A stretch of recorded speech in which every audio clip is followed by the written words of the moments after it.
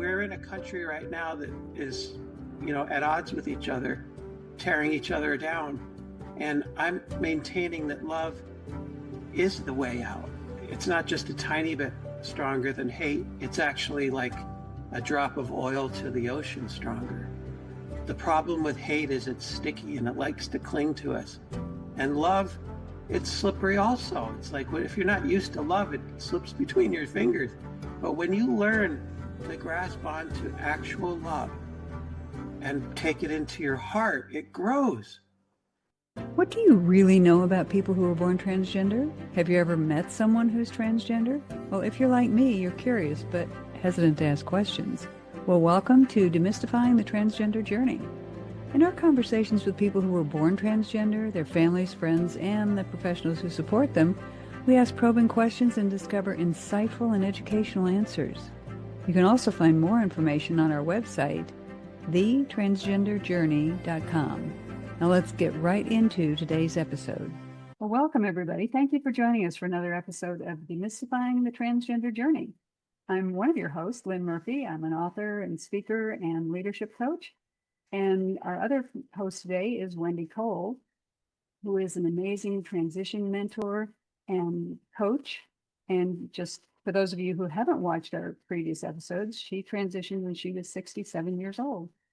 So we're enjoying being a collaborative pair here on Demystifying the Transgender Journey. And today, we have such an amazing opportunity to meet a guest who redefined resilience, creativity, and empowerment. Today, we have the honor of welcoming someone truly extraordinary to the show, Leslie Lakota Landwalker. Leslie is a Native American transgender woman who has not only embraced a new life in upstate New York, but she's also lived a life of remarkable diversity and strength. She's worn many hats through her journey: Navy Seabee, contractor, radio host, pilot, writer, visual artist. She photographed herself in drag. I wish I could see some of those. And a recovery coach. So Leslie's resilience and creativity have guided her through countless chapters, each one shaping the woman that she is today. Not all of them easy. Currently, she's channeling her powerful life experience and profound self-awareness into a novel inspired by her own journey of transformation and authenticity. So please join me in welcoming Leslie Lakota Landwalker, whose voice and vision are sure to inspire you. Leslie, welcome today. Thank you for being here. Thank you for having me. And just a little bit more for our audience. So you are in your early 60s. You transitioned just a few years ago. Is that right? That's correct. Yep. Yeah. And then all these different jobs that you've done. I mean, you were in your 20s, you were in the Navy Reserves. You were a bulldoze driver in the Seabees. And the Seabees is a construction of the Navy. Is that right? That's correct. And you work with the Marines too? Is that? The Seabees used to come in right after the Marines. Yeah. And their job, kind of alongside Marines, their job was most of the time to make a runway so that they could have the airplanes come in. Okay. It's the very first people that came. I was lucky enough to be in the Seabees only in the reserves and only during peacetime. So I never got called into active duty. I feel very fortunate because I don't think that they knew this, but I knew this to be true. I'm kind of a pacifist. And even though I was driving the bulldozer with an M16 next to me, I don't know if I'd ever actually be able to shoot anybody. That's who I am. Well, and anyone who would dress and drag in the barracks, it's got to be something that they're a little unsure about if they even knew about that.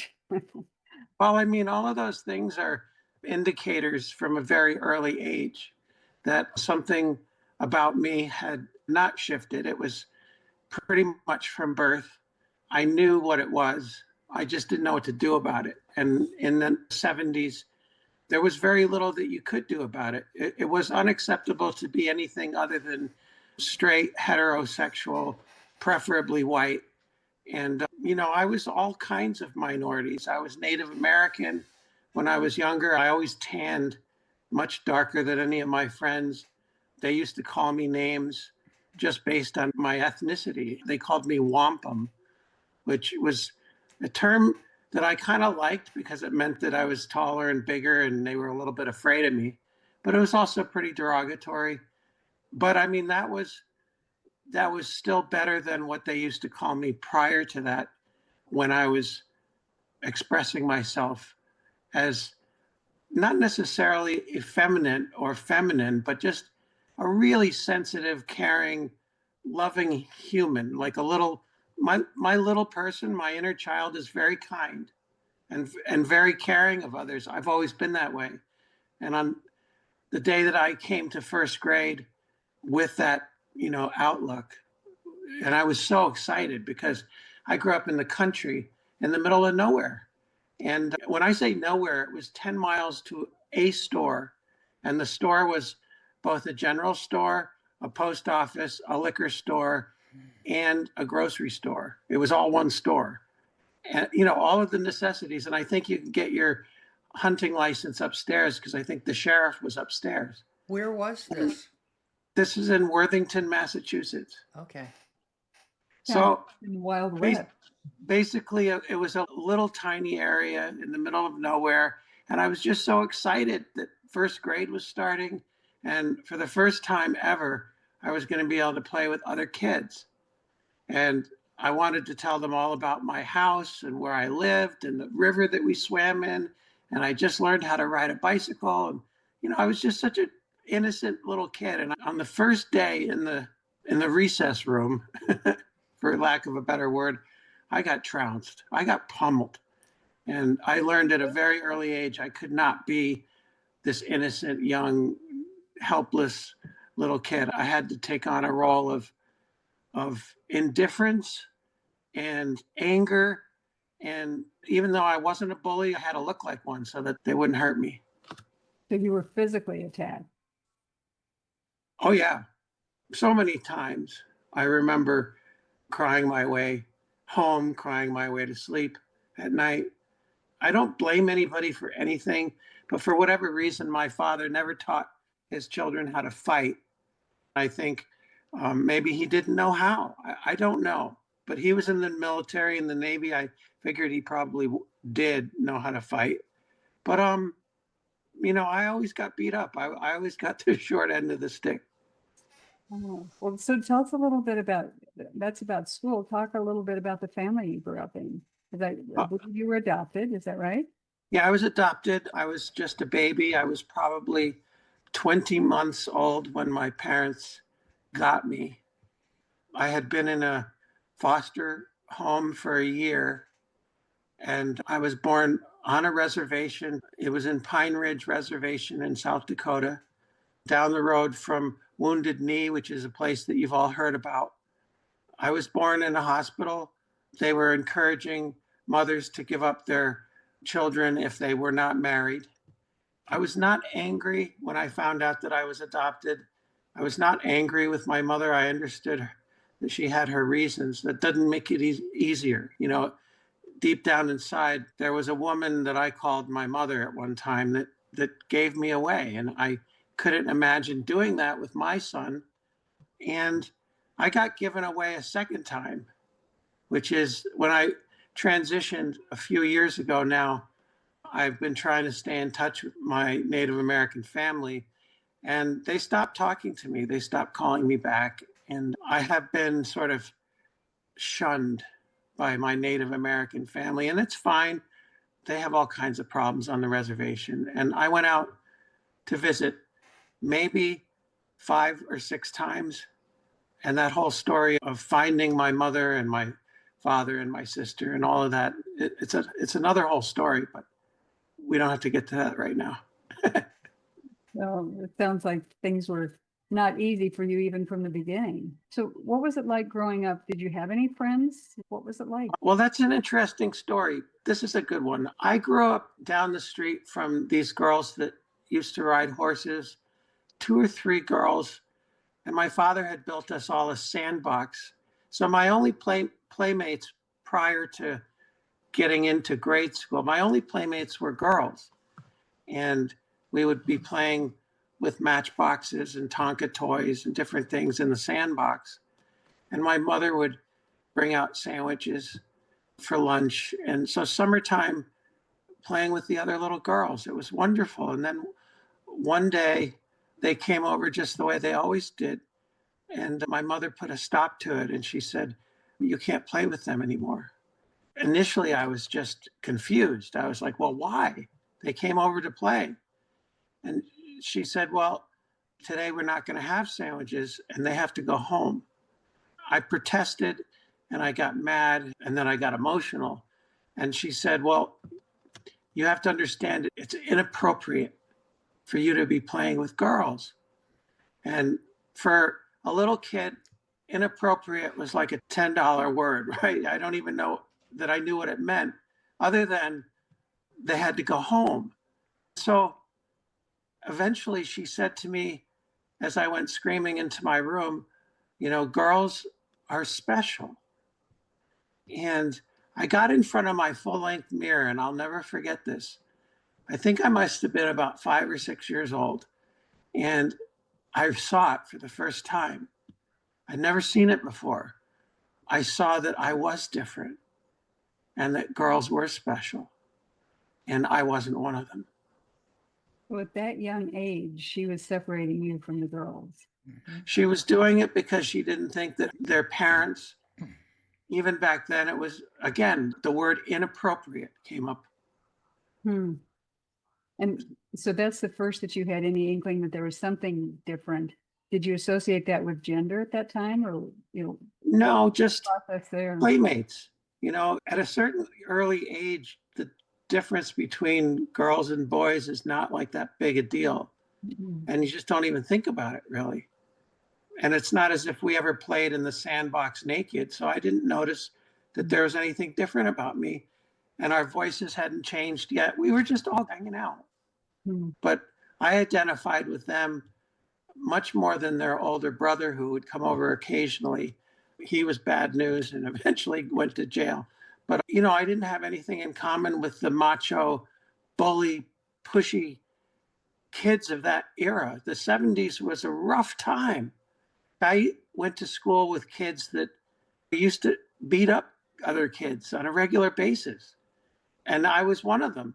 In fact, I was so terrified in fifth grade, my parents pulled me out of one school and took me to another because this kid was threatening to kill me. And I took him seriously. There's a famous story with the same kid that, we had actually set a time for us to have a fight. And he was the biggest, strongest kid in our class. And I was just this meek little tiny thing. But I had come to this big, it was called the middle school. From a very tiny little school, there was only like 8 kids in my class. And I went from that to having 150 kids in my class. And it was just a big shock. But anyway, this great big middle school and this great big kid. But I had an ace in the hole because my friend Jimmy Lane was bigger and badder than any kid I knew. And he was from my original fourth grade class, one of the 8 kids. And he and I were best friends. And he got to find out I didn't actually go to him and say, "Sick him." I was just telling him how worried I was. And he's like, "Oh, don't even worry about it." Right? "I know that kid. He's a bully." And so I showed up at the appointed time with my friend, and my friend went ahead and kicked his ass.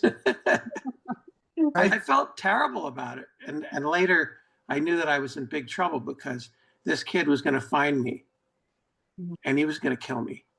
That's just the way it was. The time to go, huh? It was time to go, yeah. So what happened when you hit puberty? That was a bad time. I've written about this in many of my stories. At around age 11, I used to cross-dress. I was able to steal or borrow. I like to say borrow. I would steal the underclothes, but then I would borrow the dresses. But, I had a bag of my mother's clothing in the back of my closet. And next to that bag was a bottle of my father's gin. And at age 11, I was drinking alcoholically in an effort to cover over the shame and the guilt that I felt, even at that time. Because I knew that when my friends told me I was a weirdo, I knew that they were right. I must be a weirdo. What else could I be?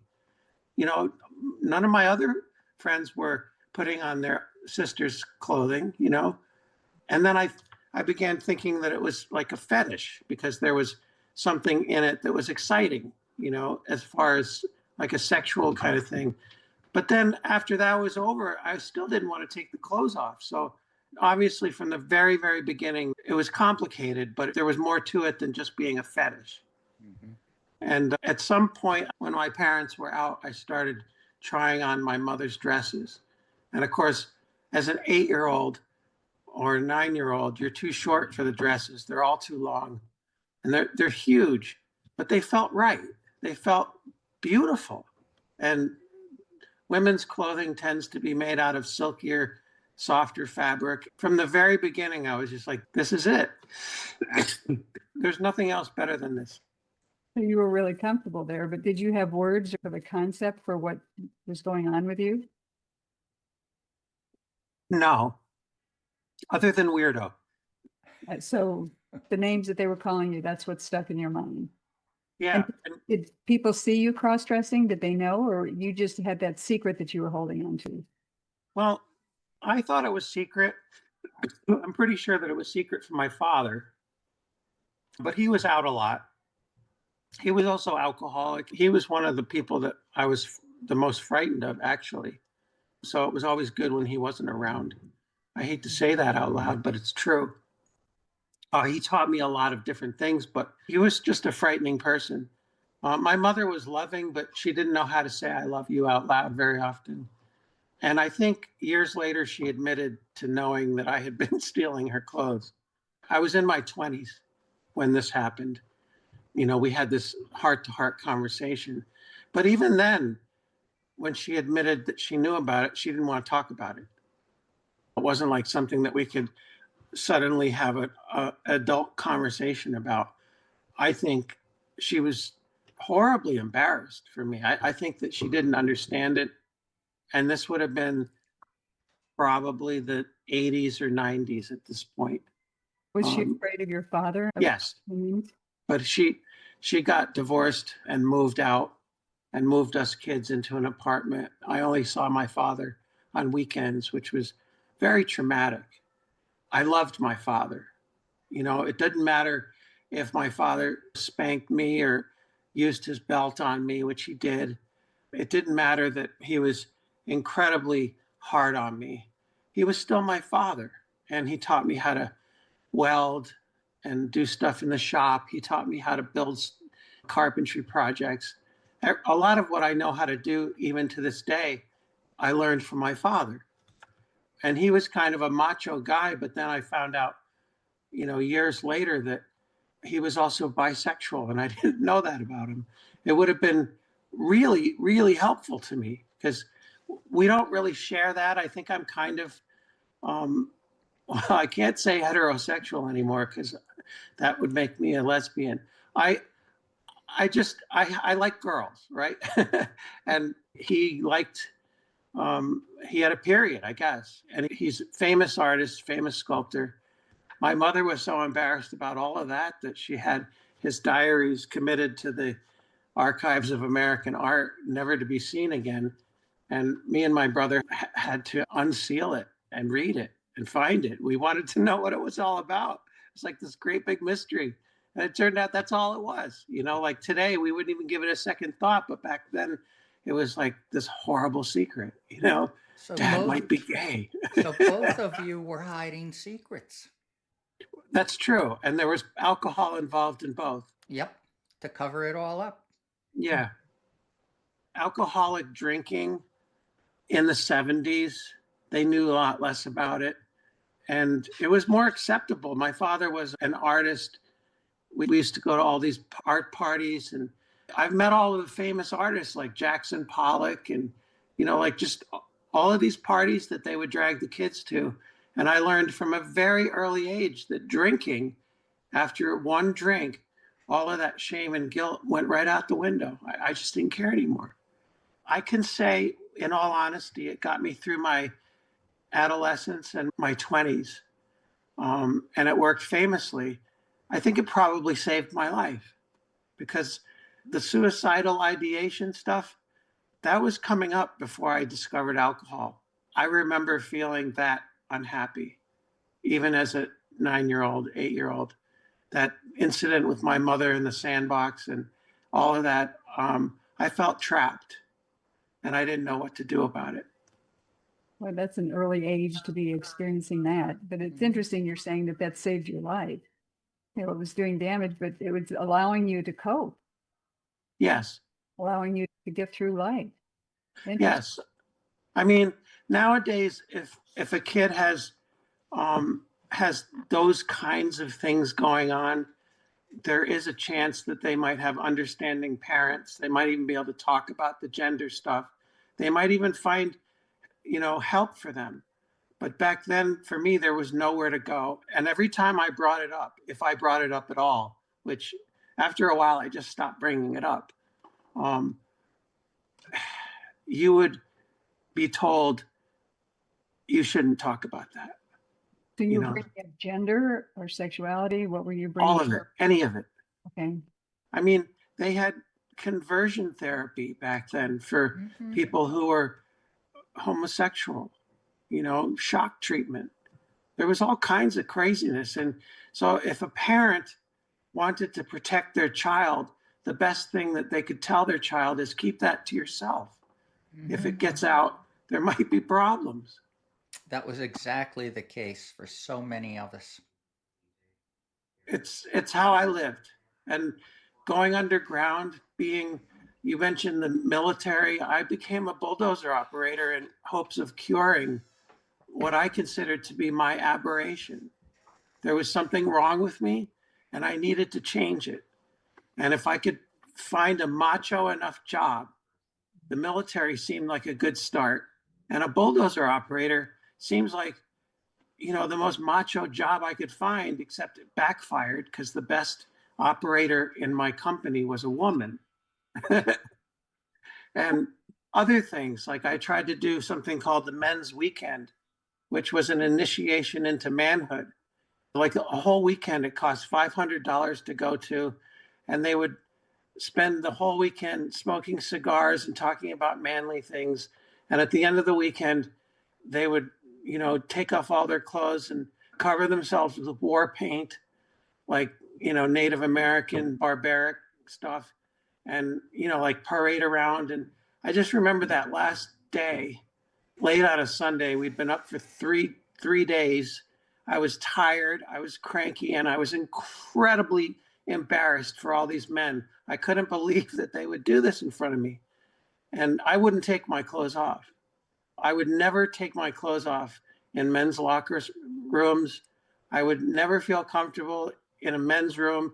If I had to pee next to another man, I would just wait. I would just wait until he left. I've experienced this with men recently where somebody doesn't understand where I'm coming from. And I suggest to them, why don't you do this?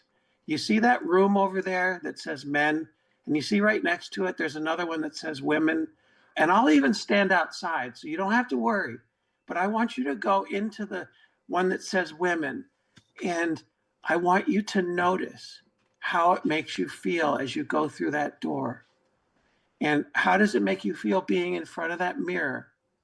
And the smells that you smell in there, because sometimes ladies' rooms smell like perfume. And tell me how it makes you feel when you come back out. And when you do, you will know how I feel every single time I go into the men's room. That's how much I hate it.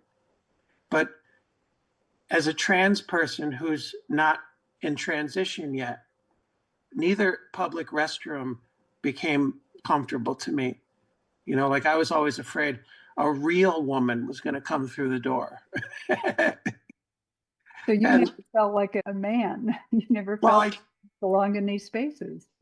I didn't feel like a man, but I also thought I had this strange notion, well, what else could I be? I mean, I have male attributes, like my body is male genitalia. And in the 70s and 80s and 90s, that's how we discovered what gender we were, right? It's only in the last couple of years that I've decided to describe a person's gender as not residing in their genitals. I believe that it comes from the human spirit and part of the soul. And so it doesn't matter what body you're born into. I think God had a sense of humor. I do. I used to look up at the heavens and say, why would you do this to me? What, were you sleeping when I came down the assembly line? But then I did get an answer one time, because I had to ask that question right after I met with my therapist. I'm in the woods and I'm looking up and I'm saying all of those things, like, this is a curse. Why would you do this to me? And the answer I got, and I usually get an answer when I'm crying because my higher power takes notice. The answer that I got was, it's not a curse, it's a gift. And I didn't see it that day, nor many, many other days to follow. But eventually, as I became a recovery coach and as I transitioned, I got to see it in action. I had both men and women that I used to coach, and they were very comfortable with me. To some degree, it's a Native American thing. We talk about being two-spirited. There was a woman in one of my meetings that used to say, well, maybe that's what you are, since you're Native American. Maybe that's what the thing is. And I went running home to my partner and I said, maybe it is. Maybe I'm two-spirited. You could see the hope. You could see the relief, because we could deal with that. And I ended up going back to that same woman and I told her, maybe you're right. Maybe I am two-spirited. And if I am, they're both female. So when did you start actually figuring out you were transgender, exploring that two-spirit, and maybe even define two-spirit for our audience so they understand? But when did you start exploring that? Well, the exploration of a concerted effort to be me only happened in the last 3 years. But I need to distinguish a little bit, because in college, in my 20s and 30s, I was cross-dressing in front of the camera on a regular basis because I was doing drag queen photography, and I majored in photography at Pratt Institute. That's what I did. And so even my senior thesis was all about gender. But in the 80s, there wasn't a lot going on with that. I went to Wigstock. I remember going with all of my friends, and they'd all dress up and go to Wigstock. And I would be the only one still, we'd go back to the bar afterwards. They'd all go home and change. And I'm like, what are you doing? Like, we have a whole day to do this. And I would be the only one in the bar still wearing all the clothes. And I do remember many times being in front of the camera. And one time, right before I took the picture, I looked so good. I looked so pretty. I remember saying to my reflection, there you are. Where have you been? And I started to cry. This is a true story. And so I've been exploring it a long, long time. But as far as recently, it's more about, well, my therapist, she wanted to know what kind of artwork that I did. So I showed her a few of my pictures. I said, this is me dressing up, as a man, dressing up to look like a woman. And she looked at it, she looked at me, then she looked at it again. Then she said, are you sure? I said, what do you mean? She said, are you sure that you're not a woman dressing up now trying to be a man? Mm-hmm. And that hit me like a ton of bricks. And I'm like, no, that's not it. Let's go back to talking about my father. Because as painful as that subject was, the idea of being transgender was much more. And I knew where she was going with this. And I wasn't going to go there with her. And one thing a good therapist does is continue to poke and prod when they find something. And she saw this from the beginning, even when I didn't. And finally, one day, she poked that last time, and I got angry. It was the only time I ever yelled at my therapist. And I said, you don't seem to understand, right? I have a wife. I have a kid. I have a dog. I have a whole life. This is going to screw up my entire life. And she said, well, so is your death. And you can't stay sober, not for a week or two at a time. This is all part of the same puzzle. Mm-hmm. We need to address this. And so that was the day that I had that conversation with God in the woods. And I needed to address, first, I addressed the alcoholism. And I did get to a last day, and I thought it was my last day. This is something that I usually only talk about in my 12-step groups, but we talk about suicidal ideation. I was killing myself a drink at a time anyway. And I did get to that last day. And I remember staring off into the woods, trying not to drink, but I couldn't. And I said to myself, and the empty forest, it's not going to be long now. And I was pretty sure I was right. And I was actually kind of happy about that because I couldn't live anymore, not like that. And the second thought that popped into my head, which might have been a thought that helped to save my life, but the second thought was a lot harder. It was, I can't think of a single person that was going to miss me. And I know that that's not true because I did have family. They weren't thrilled with me, but they didn't hate me. But at that moment, that's how it felt. I didn't have any friends. I had business associates. I had construction worker friends that, drinking buddies, really. And I had nobody who knew anything about what I was going through with the gender stuff. So there was that. I got down on my knees and I prayed to a God that I didn't believe in. And I said, I'm in trouble. For the first time, I finally got serious enough to tell the truth. And I said, I don't know what to do. I know that I'm in a lot of trouble. Please help me. And sometimes prayers don't have to be any more complicated than that.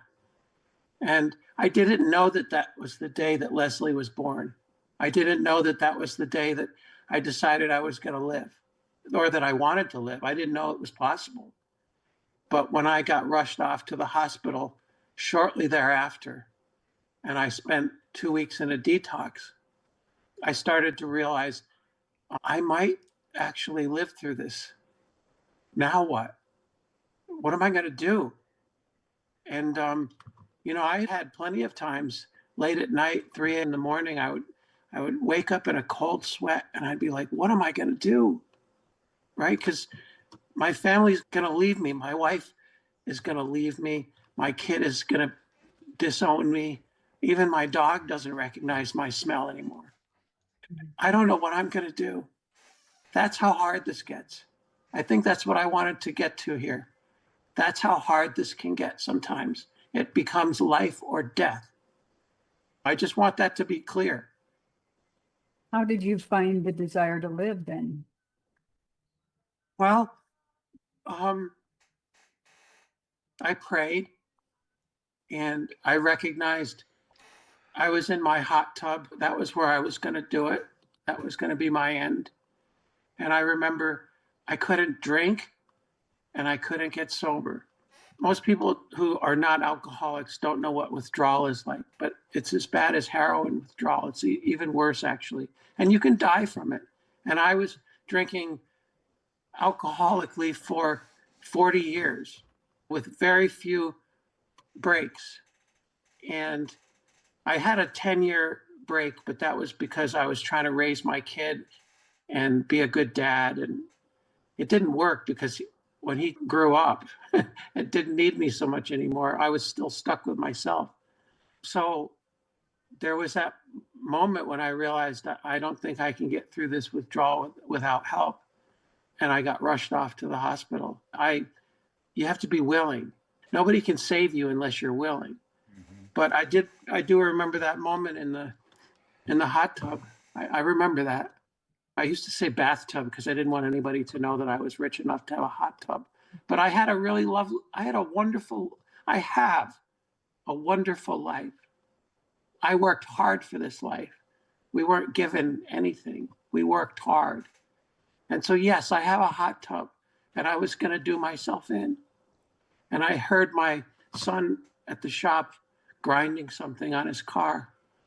And I think that was a godsend because I thought to myself, he's not going to find me here, not like this. And I put it off. And that's when I got out of the hot tub and I prayed.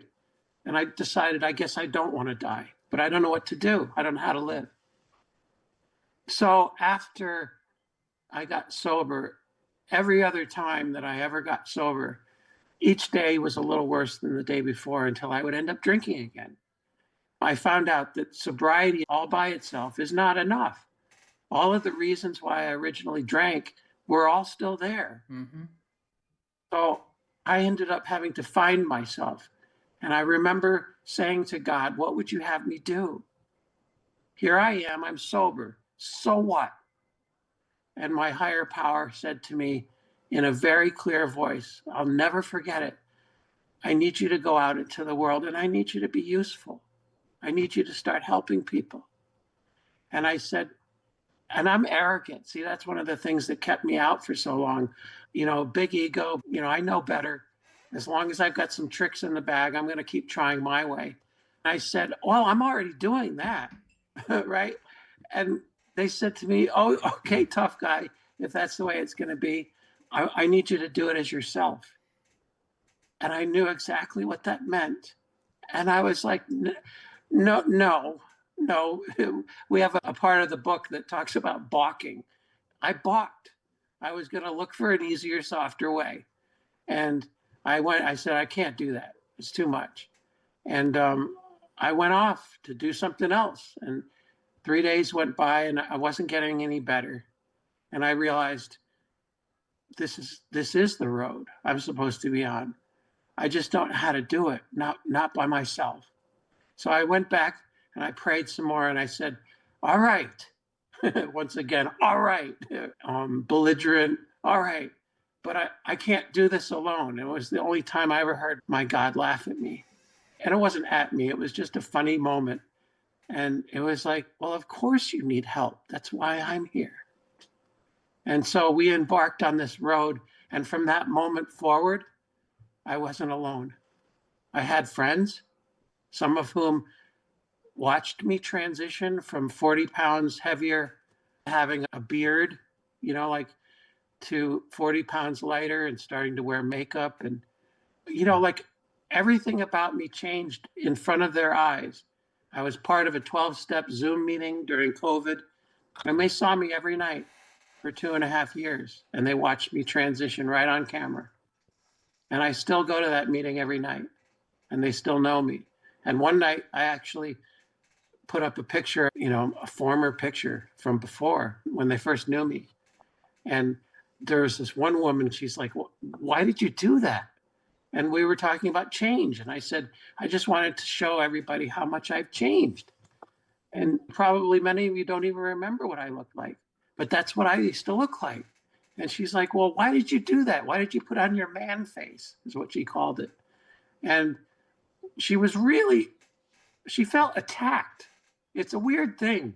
And that's the thing I think I need to, I don't know if this is what I need to say this now or later, but I do feel like people that are confused about us, people that don't understand, which is why shows like this are so important, they feel threatened in some way because I'm tearing apart some kind of a social norm that they're counting on.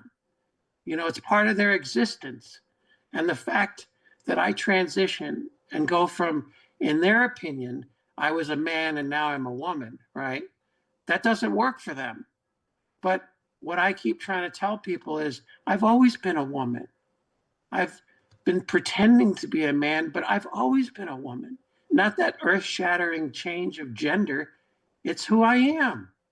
And I don't know why God put me into a male body. I do believe in reincarnation. And I think I've lived in many bodies in the past.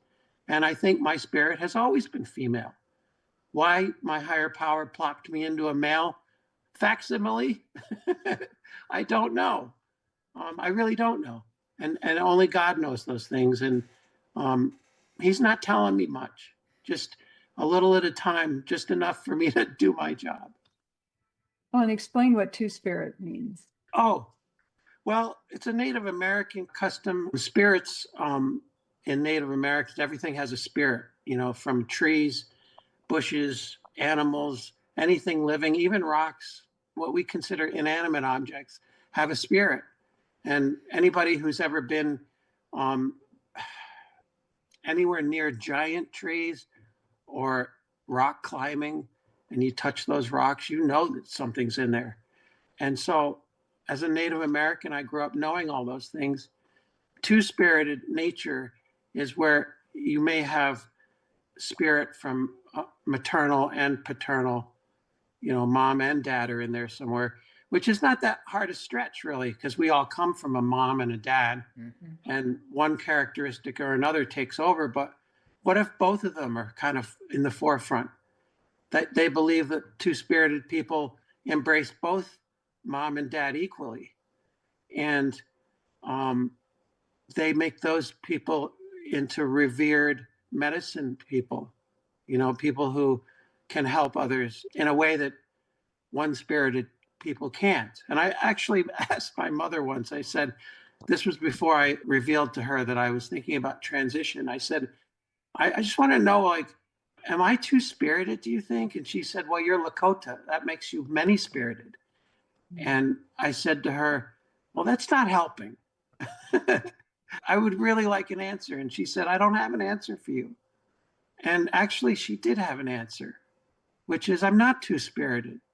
I have one spirit. If there are two of them, then they're both female. But I'm one-spirited. I'm not exactly sure.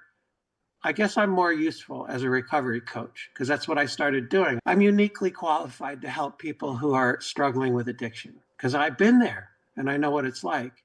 So I decided, I took what God said to me that day, my higher power, and I said, well, I'm going to learn how to become a coach. And I don't want to be a therapist. I don't want to be a counselor. I want to be a peer, somebody who's on the same level as the people I'm helping. And while they make a substantial amount less money, it's incredibly rewarding. It's a bit like being a sponsor in a 12-step meeting. But being a coach, you're watching people grow and change right before your eyes. And in some cases, they get better. And I got better. And it proves to other people, we can get better. Change is possible. It's inevitable even, but it's definitely possible. Well, you use the term revered, how the two-spirit people are revered. Are you owning that at this point in your life, that you are revered? Whether you think of yourself as two-spirit or not, but look at what you're doing, Leslie. Yes, I do. I mean, now I do. It's a funny way of coming at it, though, because I only recently joined. This is a great story. I joined a church, but I was started as an atheist. And people, other Native Americans that I talk to, they're like, how can you justify being a Christian and talking about Jesus and all of that stuff and be Native American? And I said, well, why can't I be both? But anyway, I went into the church only because it was cold. There was a Kris Kringle market outside the church, and I was supporting one of my friends who had Christmas tree ornaments that he made from scratch. And I promised to come and buy some of them, but it was incredibly cold on that December day. And after a while, I couldn't take it anymore. And I went inside the church and I'm walking down the center aisle and there's this beautiful woman coming up the center and she's welcoming me from very far away. And when we finally got close enough, she said, my name is Jessica. Who are you? And she wanted to know about me a little bit. And I don't know what possessed me, but I began to tell her my story, part of it anyway. And parts of my story are very emotional. And at that time, more so than ever, because I didn't love myself, not really. I didn't even like myself. I didn't know what that was. And I started to get emotional, and she took my hand in her hand, and she said, okay, continue. And it was emanating from her hands. It was emanating from all around her. It is hard to describe what was going on. It felt a little bit brighter and a little bit warmer. Those are inadequate terms and words to describe the feeling. It was very, very intense. And I stopped again and I said, what's happening? And she said to me, it's called love, Leslie. And I don't believe you've felt it in a very long time. And she was right. She had nailed it. And so She said, why didn't you come back? We have these things on Sunday. They're called Mass. Because, I had never been in a church before. She knew that. And I said, I don't know.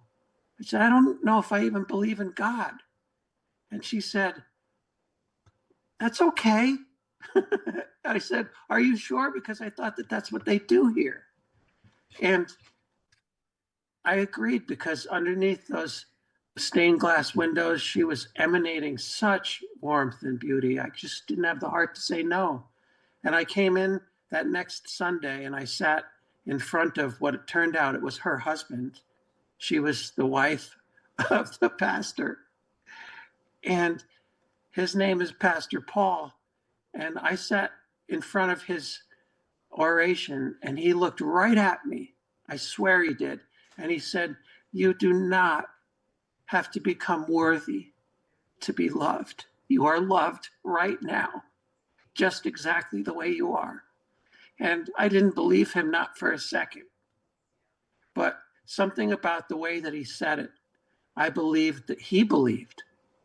And that's the start. And the only way to believe in something that you don't believe in is to open the door a crack. And you allow for the possibility of something other than what you've always thought. And I found that just becoming a little bit willing, it doesn't have to be the whole deal. And week after week, he kept saying the same thing in different ways. And finally, I almost got mad again. And I was like, all right, fine, I'm worthy. But, I started to believe it. And I started to think, maybe all of the stuff that I've been told my whole life, especially from adults, maybe it's not true. And I got to the place where it's like, oh, it wasn't true back then, and it's still not true. And there's nothing wrong with me. I'm just a human being like everybody else. I might be a little bit, like taller or shorter or fatter or bigger. Yeah, I'm just another human being that might be a little different than you. But so what? We're all part of this, we're all space travelers on this rock called Earth, hurtling through space. And that makes us all the same in a way. I write stories a lot, as you know, and one of them is about, what if we all were the same? What if we were all exactly alike, all the same age, all the same color? What if everybody's hair was green? What if there were no trans people or, people with long hair? What if we were all born young? And then I make that joke. I'm like, well, that would be okay. What if we get to stay young forever and ever? But the truth is, what if they were all exactly like Leslie? What a dull world this would be. Because boring. I'm really not that special. I'm kind of boring, No, but you are special, and that's, Well, if we were all the we same, are. We're unique. regardless of how anybody is, if we were all the same, it would be boring. But because of the diversity, Right. how, your journey was different than other people's journey. And you're helping people because of all those things that you went through. And that's what makes this world exciting. Yeah. That there are the differences. To me, that's what it is anyway, that there are the differences, that we're all different and that we can learn things from each other. Yeah. And you finally found the truth. At least it keeps showing up. Right? Yeah. The truth, that's the piece I wrote today. The truth stays the same. The truth is not changeable. It doesn't change every day with the wind. The truth is the truth. I was born transgender, but like Wendy loves to point out to me when I continually forget, drop the word transgender. You're just another woman in upstate New York. Don't worry about it anymore. Mm-hmm. I was born transgender. That doesn't mean I have to use that word for the rest of my life. I was born alcoholic. That doesn't mean every time I meet you, I'm going to say, my name's Leslie. I'm an alcoholic. I might say it at my meetings, but I don't lead with that. Mm-hmm. That's why I always say I was born transgender, and I just leave it at that. Yeah. I'm a woman. And It's so are very, you. here's a thing that I argue occasionally with my other trans friends. Some of them get it, some of them don't. But, there's the clothes, and then there's the makeup, and then there's the way the way that people talk. Some of them have high voices, some of them don't. I mean, if you look at,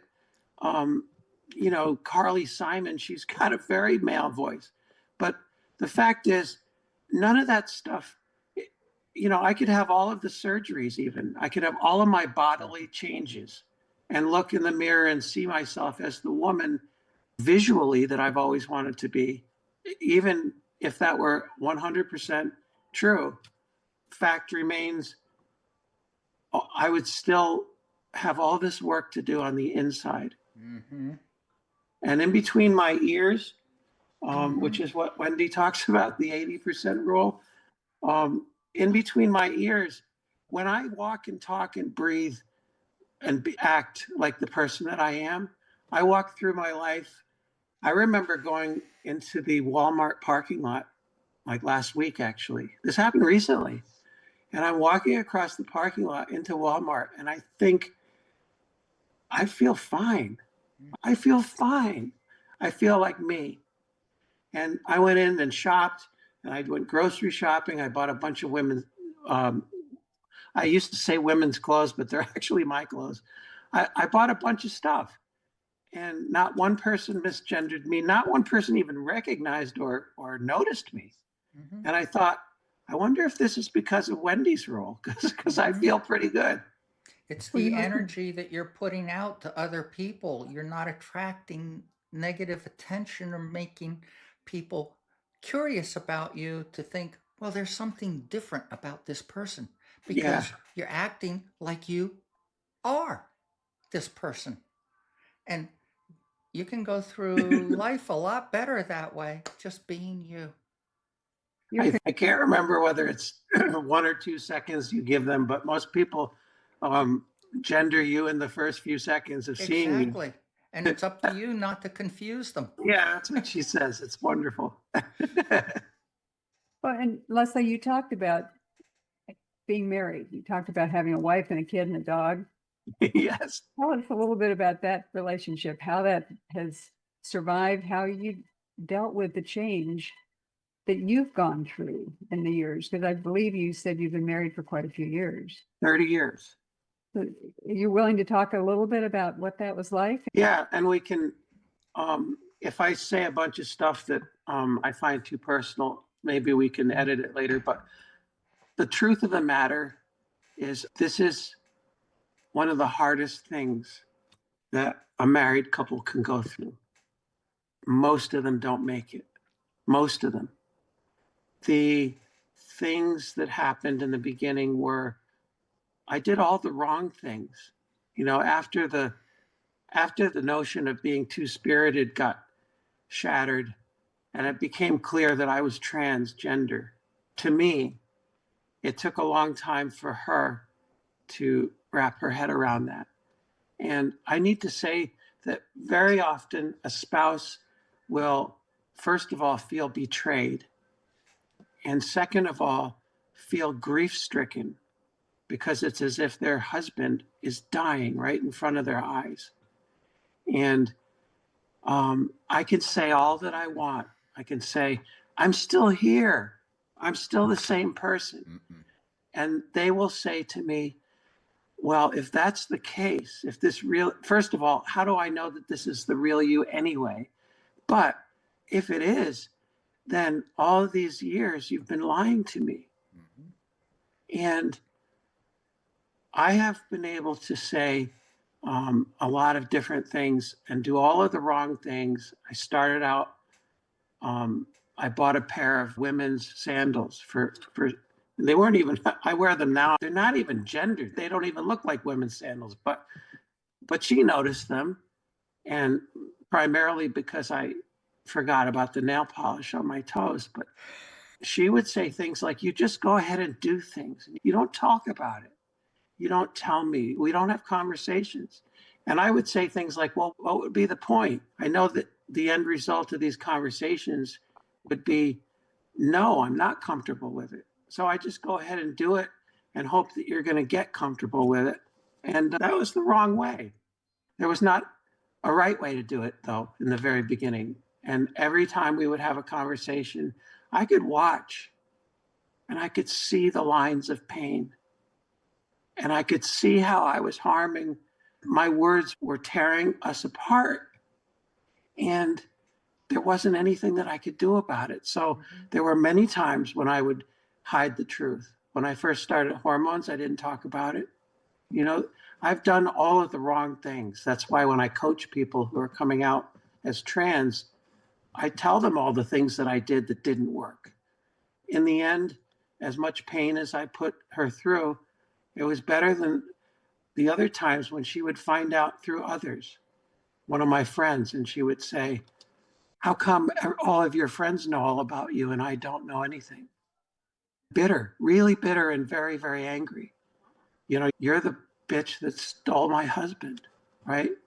And I think that the things that have helped, and this is probably where I'll leave it, but it isn't good news for a relationship, especially if you are heterosexual. My sponsor, who has a successful marriage, talks about keeping my mouth shut.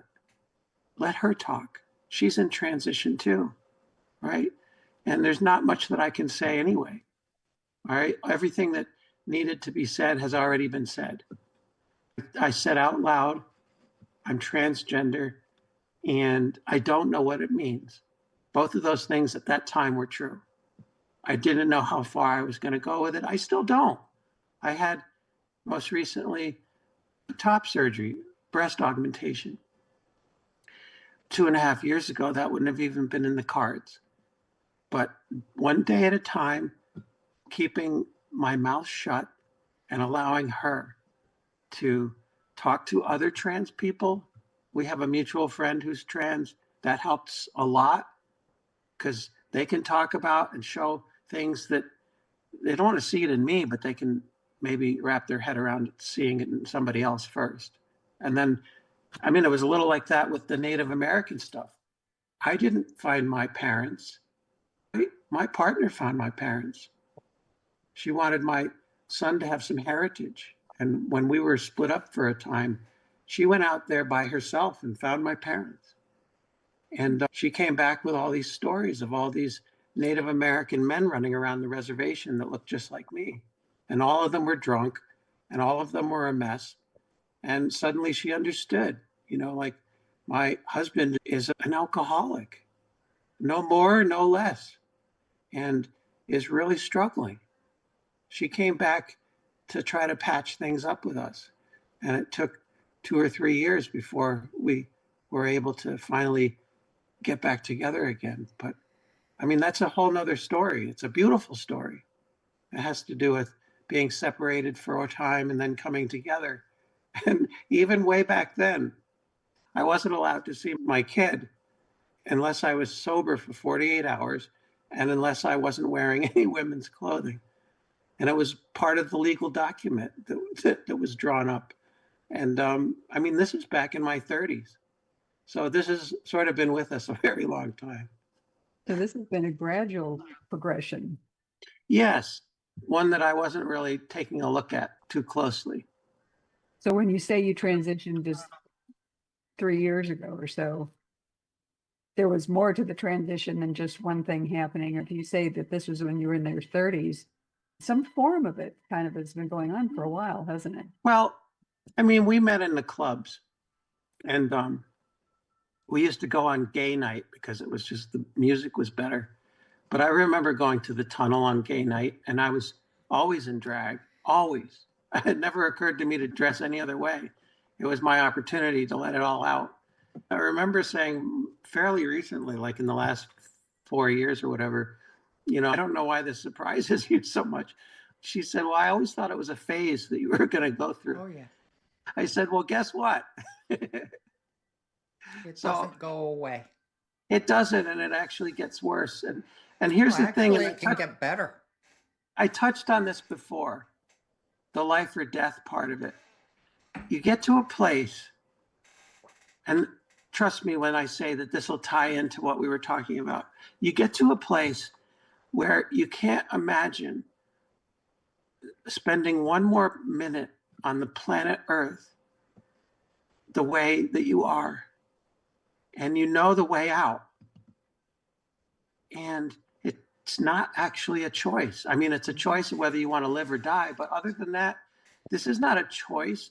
It's not like I'm brave to go out into the world as a transitioned woman. I had no choice.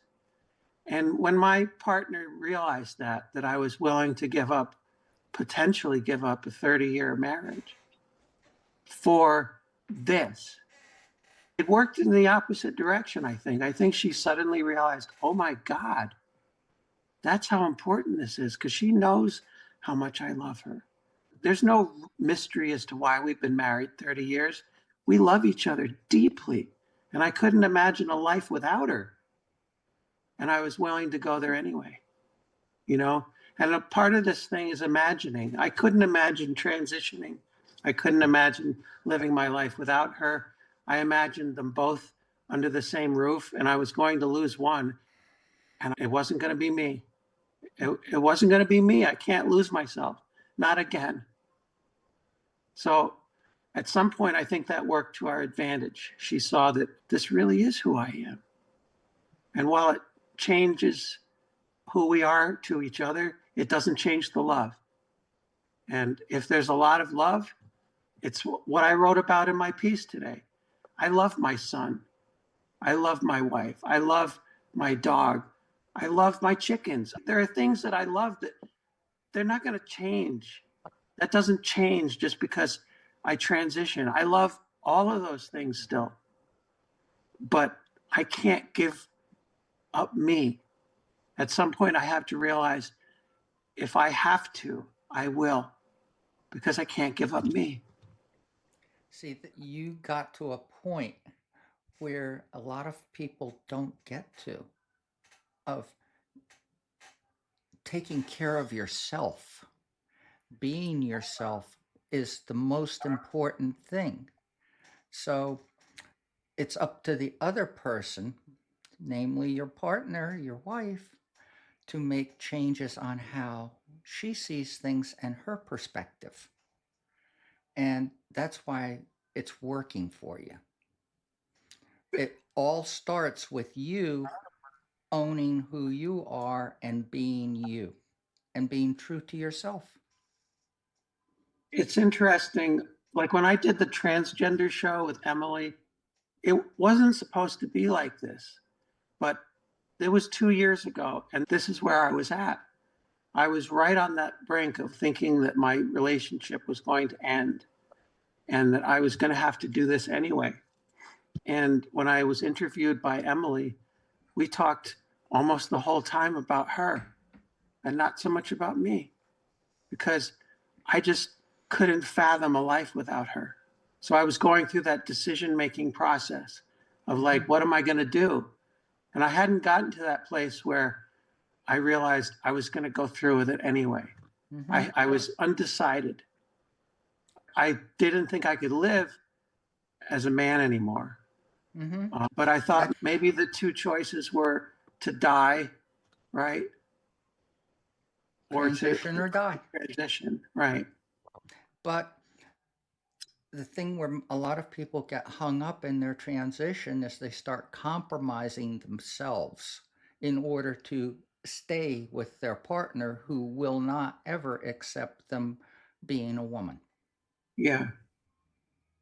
I'm one And of the lucky ones. It takes two people here. oh, I'm one of the lucky absolutely. ones. Everybody in our lives has to transition with us or it's not going to work. I also know of some who have compromised their transitions. They're still together and they're not happy. They're not happy.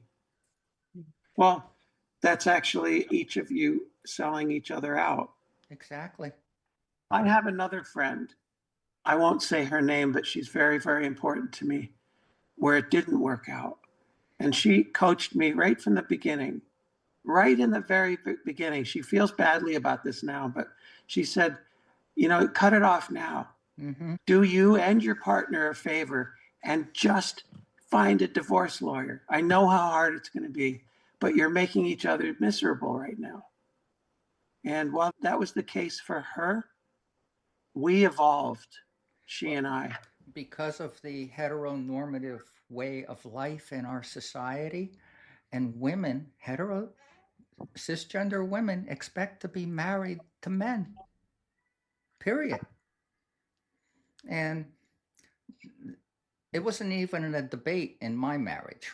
We've been married for 40 years, and there was love there. But this is also a reality. I've changed, and she wasn't willing to go along with that change and stay married. And I respected that because I love her, not because I don't. I have had conversations along these lines with folks where it does work. And one of them told me, and this is the wife talking to me, she said, I realized in the beginning it took a little while, but then I realized if we were to split up, I would end up with somebody a little bit like him. She was using him at that time. Anyway, and so we decided rather than waste all this time that we may as well just stay together and work on this one. But she said, I was never looking for an Arnold Schwarzenegger. I was attracted to effeminate looking guys. So that was helpful. And what's also helpful is where are you in your life? I'm 61 years old, and sex and what happens in the bedroom, though it's nobody's business, it's not as important as the long time that we've been together. We share the kind of memories. She's the only one that I know that remembers, 2006, like what we went through in that year. And I could just pick out any one of those years. And I could tell you, like 2000, when my son was born, there's just so much there. And she doesn't necessarily look at me with love eyes as far as what I look like. But she looks at me with love eyes because of who I still am. I'm still here. I'm still in here. In fact, I might be a better version of being still here because do you see how happy I am? Do you see how much I smile? The idea that most people live a life of quiet desperation, the idea of getting to be happy, that's not a small thing. I mean, who gets that? And sometimes I think that people who get angry with me, particularly men, but we won't go there. The ones that get angry are the ones that wish that they could change or that they do have something and I don't mean that they necessarily want to transition, but they want to do something just as profound as what they see me doing, whatever that is. And something is holding them back. Most people don't live true to themselves at all. It's true. My friend also says, because at the grocery store, I managed to get through the line and all these guys were looking at me. And I said, I'm not sure whether they like me or they want to kill me. And she said, without missing a beat, both. Because at first, I guess I blend well enough and they don't notice me. And then they do. But they're so embarrassed by the fact that they were attracted to me up until that point. Like, it's not acceptable to be attracted to a trans woman, right? And In that's our about them. society. That's about them, not about you, isn't it? It is. But I mean, that is what happens a lot. But there's plenty of men out there that are open to all of it, and I'm okay with who I am. I really am. And it doesn't matter anymore. It's a lot of work. It's therapy, it's 12-step work, it's transition and having coaches like Wendy. It's the work. On a good day. On a not so good day, I revert. I'm in that moment where I'm like, oh, this is how I used to feel 3 years ago. Right? And how come I'm feeling it this way right now? Well, it's because we're human beings. And there are days I wake up and I forget that I had already covered this ground. I already decided that I'm loved. I already decided that my parents were wrong when they called me a weirdo. I woke up forgetting that we already went through all that. And there's a couple of times when I realize we all always have these ghosts are demons in our head that talk to us and tell us things. And it's up to you to decide whether you believe them or not. Sometimes I say to my, my voices, I say, you're not real. We've already been through this. And you're first of all, you're lying to me. Second of all, you're only a ghost of what we've already been through. Go away and leave me alone. When you're responding to those messages differently than you responded to them years ago. Depends to what degree do I believe them. But do you still believe them? Well, I mean, like I said, on a tough day or a day when, I'm having a bad time of it, you can catch me in an off moment and I forget all the things that I learned. And I go right back to that 5-year-old little girl that doesn't understand why everybody's being so mean to me. And then what do you do with that? Because you've got experience that tells you one thing. I call somebody. I talk to somebody.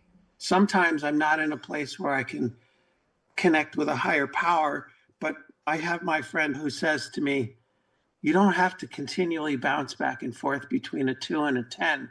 You could stay about a 4 or a 5 all the time. When is the last time that you checked in with your higher power? And I said, a few seconds ago when you mentioned it. Otherwise, I can't remember. And she said, well, I suggest that you find some connection because that will keep you on an even keel because you know that you're okay. And you know that God knows that you're okay. And all of this other stuff, it's just stuff. And she's always saying stuff like, that'll change, right? I'll tell her about a wonderful thing that happened today. I say, isn't it amazing? And she's like, yeah, it really is amazing. But just don't forget, that'll change. When I lost my job about a year ago, we're coming up on the anniversary of a job that I really, really loved. And I still cry. I still cry about it. I got fired not because of whether or not I was any good. It was politics. And it was discrimination, to be honest with you. I was a little too out and a little too visible and a little too trans.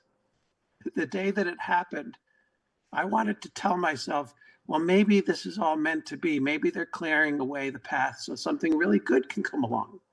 And I said this to her. I said, Jessica, this is probably good. Another door opens, another one closes, whatever. I said, something good's going to come along. And she said, well, maybe not. And I was like, why do you have to say stuff like that? You're really upsetting me. But I didn't know at that time that I would be jobless for a year, right? I think next month I'm going to be working again, but it's been rough. It's been really rough. But I also don't know that my higher power hasn't given me that year to do all of what I've done. If you talked to me a year ago, you would have talked to a totally different human. I've really, really worked on this stuff. And I've become more useful to those around me. So this has given you an opportunity to do things that you might not have had to do. Or had even time to do. Mm-hmm. So let's say you've been through so much. When you look back on your life and where you are now, what surprises you the most about your life?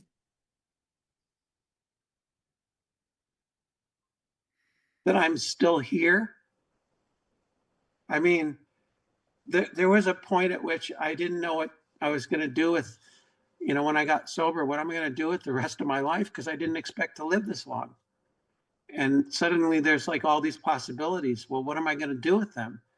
And that's when I realized, wait a minute, you're uniquely qualified for 2 things. One is to show people the way out of addiction into recovery. Mm-hmm. And the second thing is, it's not out of the realm of possibility that you could transition successfully and be a happy human. Mm-hmm. Look at what I did.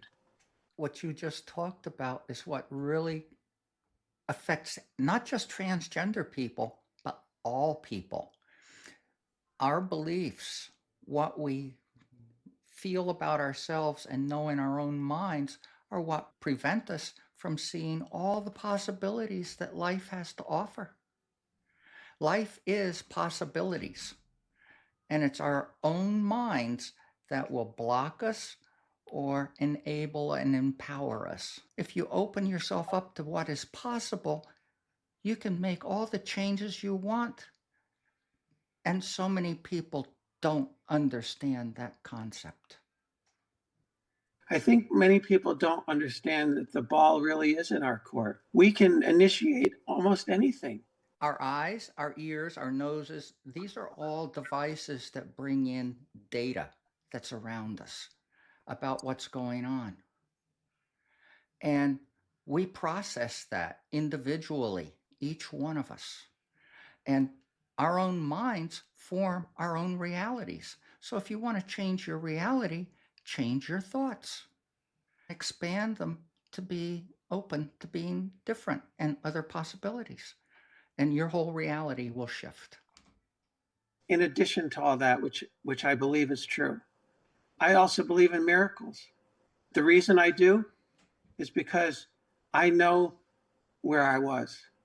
And I know there was very, very little chance for me to get out of the hole that I had dug. And I knew I couldn't do it without help. So I did not, on my own, get out of where I was. I had help. And if that's possible, where I could sit here and talk to you 4.5 years later, on the day that I was going to do myself in, and I'm this healthy, we talk about it in the 12-step meetings, and anybody who isn't an alcoholic probably doesn't understand this, but every now and again I get a glimpse of how big the disease of addiction is. And it's a freaking miracle that any of us make it out alive. And I can show you the way. That's my unique ability. I can show That's you the your way. gift. That is a gift. And so my higher power was right when they said to me, it's not a curse, it's a gift. I didn't see it that day, though. I just cried some more, and I came home and I cried some more, and I woke up in the middle of the night and cried some more. There was a lot of crying. And I said to my therapist once, we're at this every freaking week. And every time I come here, I cry more than I talk. When is it going to get better? And she said what I didn't want to hear, which was, it'll get better when it gets better. I wanted Tuesday at 3. I need to know, because this is so hard. There's the physical pain, right? But the mental anguish of transitioning and getting sober all at the same time, it's amazing to me that I made it through. But now that I did, and I can look back on it, almost anytime I'm meeting with somebody in my office and they come up with something, there's almost nothing new that I haven't felt or been there for. Exactly. It might not be exactly the same thing. It might be slightly different. But when I hear that pain, I was like, oh yeah, I remember that pain. I remember how that feels. And sometimes I'll be saying it to them in tears because I remember it too. And they know that I know, because if I'm that emotional, I was there, right? I'm right there with you. I know how you feel. And I can tell you, I can show you my license picture. I can say, look at this, right? It's never too late to start over again. Exactly. And that makes you the perfect guide for anyone else going through it, because you have very deep empathy for where they are. With all these ups and downs in your life and all these ups and downs that you see with other people and your coaching and counseling and AA and those types of things, what is it that keeps you going? What's your driving force, Leslie? Helping others, watching people get better, giving back the love that was so freely given to me, and proving that it's possible. Because when you're in that place, and I was there, it doesn't feel very likely. It feels like the end. I have this analogy about going forward and getting to some of the harder places that we get to. It's like a path we're on, right? We're on a trail, and it's not an easy path. But fortunately, for some of us, it's a little easier because people like Wendy and my friend transitioned in the 80s. they cut the trail with a machete and made it possible for the rest of us to walk. But it is a trail. I am on a path. And occasionally I look back when it gets too hard and I think, I can't do this anymore. I'm going to go back, right? The whole idea of like going back. And I turn around and I go walking in that direction. And not only do I realize that the only thing back there for me is darkness and death, I use the analogy even a little further and I say, somebody in their inimitable wisdom has begun erasing the trail and there's nowhere to walk. And it really is true. There's no way back. There's only forward. Mm-hmm. So have you decided to give up the belief that this is a curse? Yeah, it's not a curse. I've been fortunate. Occasionally I'll have somebody, a grandmother or a mom or a dad, and they'll want to talk to me. And because I'm around the same age as them, and they want to know like what to do. Like I have a son that thinks that he's transgender and I don't know what to do about it. And would you talk to them? Right. And I said, I'd be happy to talk to them. And every single time I talk to them, I talk to the most well-balanced, happy human I've ever talked to in my whole life. And I go back to the parent and they'll say, so what do you think? I said, I think there's nothing wrong. I think they seem really happy. I think it's the adults that are having problems. Mm-hmm. Family has to transition with them. I told the last person who shared this with me, I said, they said, what can I do? And I said, the best thing that you can do, and maybe the only thing at this time that you could do, please make an effort to not misgender them anymore. Please. You have no idea how harmful that is, how hurtful that is. Try and believe them when they tell you something. And when they say that it hurts, it really does. Mm-hmm. And that they're the ones that they can trust. If you have always been a parent that loves them and cares for them and wants the best for them, imagine what that feels like if all of a sudden you decide, I'm going to disown you or you're no good anymore. Mm-hmm. Imagine what that feels like. And unfortunately, I have talked to many trans people that no longer have parents in their lives because they've disowned them. Mm-hmm. I mean, how horrific is that? Right. We've heard that a lot. It makes me cry, actually. Mm-hmm. And it makes me happy to be there because they look up to me and they say, you're actually like one of our elders. You're making it possible for us to do this stuff. And I'm like, I don't know if I like the word elder, but I know what they mean. Oh, get used to it, babe. Wait till you get to be our age. Oh, God. Well, neither of you look like elders to me. So, Leslie, one of the things you talked about early on was the fear of losing your family, the fear of losing, friends, all these kinds of things, heavy in the fear element of it to begin with. And then you started talking about how you and your wife found the love and recognized the love. So how do you get from that place of fear to the place of love, which is, I think those are kind of the opposites there. How do you move into that space, or even, I'm sure you're back and forth, but even stay in that space of love rather than fear? The best thing that you said so far in all of that was back and forth.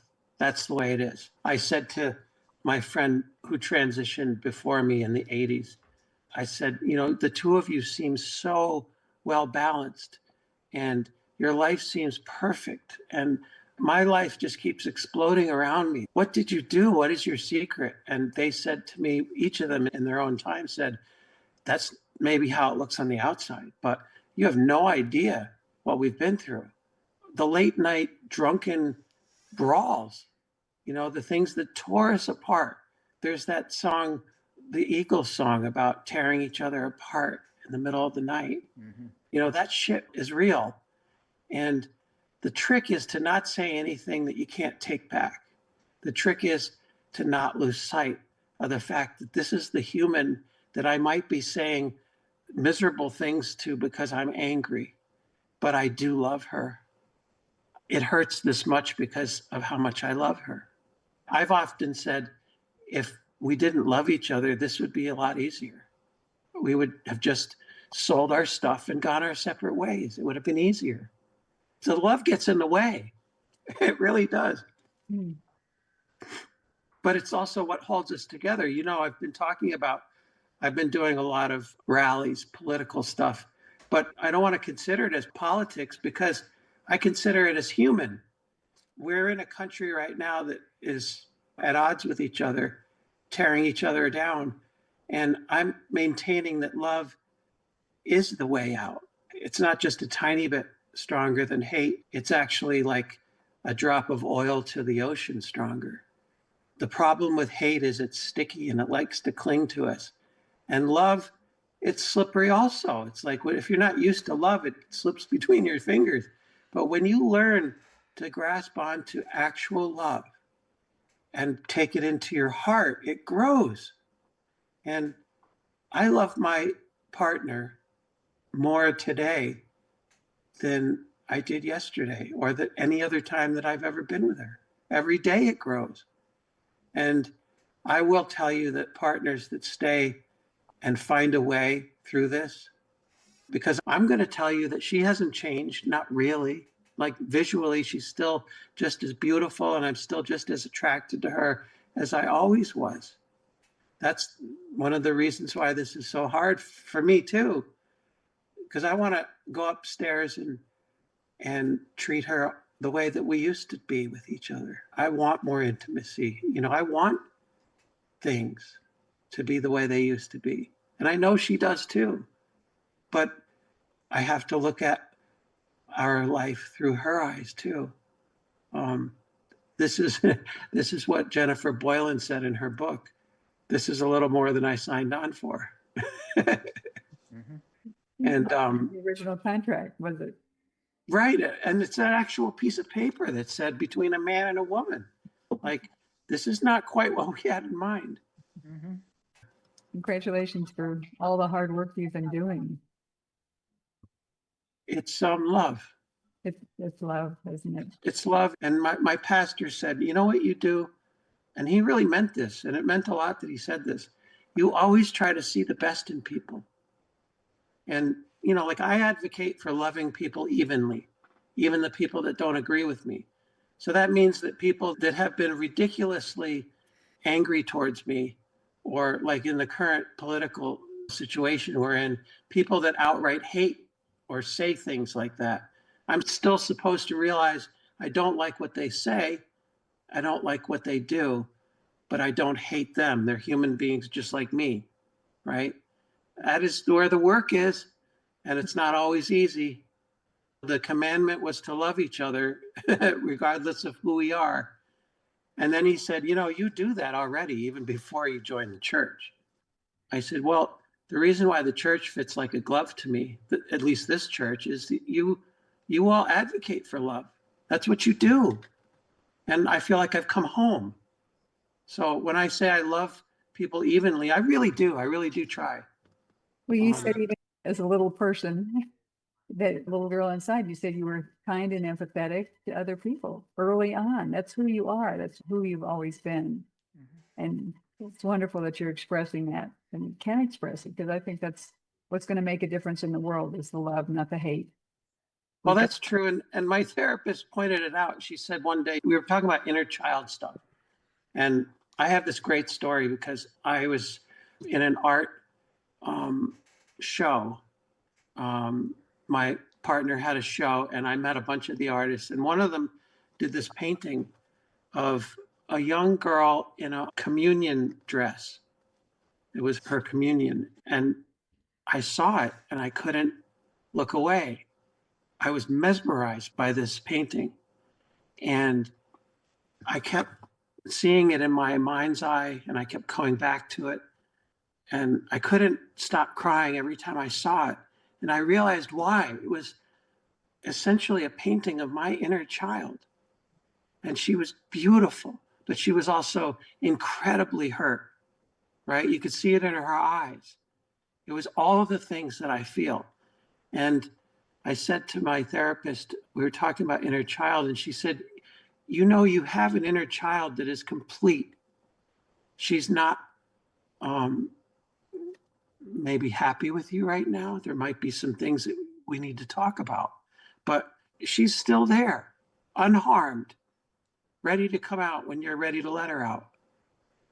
And all of that is true. I thought I had done irreparable damage to myself and that I was never going to be healed.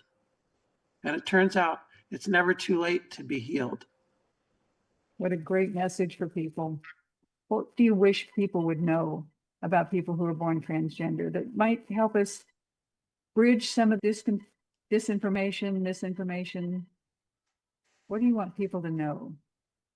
Well, there's two things. One is that it's not a choice to be born the way that you are. It's the way that you're born, right? So nobody asked my permission. And if God had asked me for some help, I would have made myself a lot less controversial. So it's not a choice. And the other thing is, and I know that they want to make a big deal out of it, but the truth is, it's really quite simple. If you think about it, if your gender doesn't reside in your genitals, that means that it resides somewhere in your spirit. We're just like you. We're like human beings. You know, we have loved ones that we grieve when they die. We have Christmas presents that we all buy for our sons and daughters when it's Christmas time. We know what it's like to lose a job. We know what it's like to experience the first birthday for your young son or daughter. We have the human condition just like you do. We're not that different. And if we could get by that, it doesn't matter who you voted for. What matters is that we, like I said to begin with, we're space travelers on a rock called Earth, hurtling through space. And if we can't figure this out, we're going to go the way of the dinosaurs. And the aliens, when they finally do land on Earth, you know, 5 years, 10 years, 100 years from now, are going to see all the bones. They're going to dig us up and they're going to wonder, I wonder what happened. You kind of forgot that commandment of love your neighbor as yourself. They may figure it out, may not, but that's what we should be following. Well, my opinion. It's why I write every single day, and most of the time I talk about love. Yeah, you do. Till people are, you know, I have somebody on my meeting, they're like, oh my God, are you going to talk about love again? Yes, of course you are. Yeah, of course I am. That's who I am. This has been wonderful, Leslie. We covered a lot of ground. You covered a lot. Leslie, any final words before I ask you for some contact information? The final thing I just want to leave people with, it's possible. Transition is totally possible. And there was a time when I couldn't even imagine it. And if I can do it at age 61, if Wendy can do it at age 67, you can do it. It's totally doable. It's within your reach. Thank you. I'm sure you're encouraging so many people to find their authentic self. That's why we're telling the stories, so that we can touch people, so they can see how human you are. And that's what you were talking about. So let's wind up today. How can people contact you? Well, I have a let's see. I have a Facebook presence currently. It's the only thing I do consistently. I write every day. I write under the name Leslie Lakota Landwalker, but my actual handle for Facebook is Tony Stan, ToniStan, and I can't remember whether there's a space in between that or not, but if you do a search, it'll come up with me. And I don't post a lot of pictures. I do actually write a lot. And my innermost feelings, where I leave my heart on my sleeve, you know, I've been stabbed terribly as a result of being so open and being so vulnerable. I wanted to prove to people that it was possible to have that level of honesty and courage. And others can follow once they see you go there. But you leave your heart up on your sleeve long enough, you're going to get stabbed. So I'm on Facebook, and there's been plenty of comments back and forth. Some of them are not, what a wonderful piece you just wrote. Some of them are very, very unfortunate. So why do you keep doing it? Because I want everybody to see the level that is possible to have that level of courage and honesty. So we'll look for you on Facebook, and you've got some beautiful things there, Leslie. Thank you for putting those up. Yeah, thanks for putting up with me. Oh, well, thank you for the conversation today, for such an authentic, heartfelt conversation. I know that our audience is going to love this. And so we'll thank our audience for joining us today and for being on this journey with us with Leslie Lakota Landwalker. With Wendy Cole, our wonderful transition mentor, the other host, I'm Lynn Murphy from Women Who Push the Limits. And remember to share this out, like, subscribe, help us build our channel. So share it, tell other people about this. We know there are people who don't really understand what's going on. And that's our purpose, to educate people about the transgender experience. So we want you to share this out. One thing that comes to mind, Leslie, my motto with Women Who Push the Limits, and I think this definitely applies to you, is to find your voice, speak your truth, and change the world. And you are doing that in spades. So thank you very much. And to our audience, tune in next time. Go look for our previous interviews. We've got some fascinating people there. And we will see you next time on Demystifying the Transgender Journey. Thank you for joining us today on this episode of Demystifying the Transgender Journey. Remember to subscribe so you don't miss a single episode of our fascinating interviews. You can also find more information on our website, thetransgenderjourney.com. So until next time, stay curious and stay kind.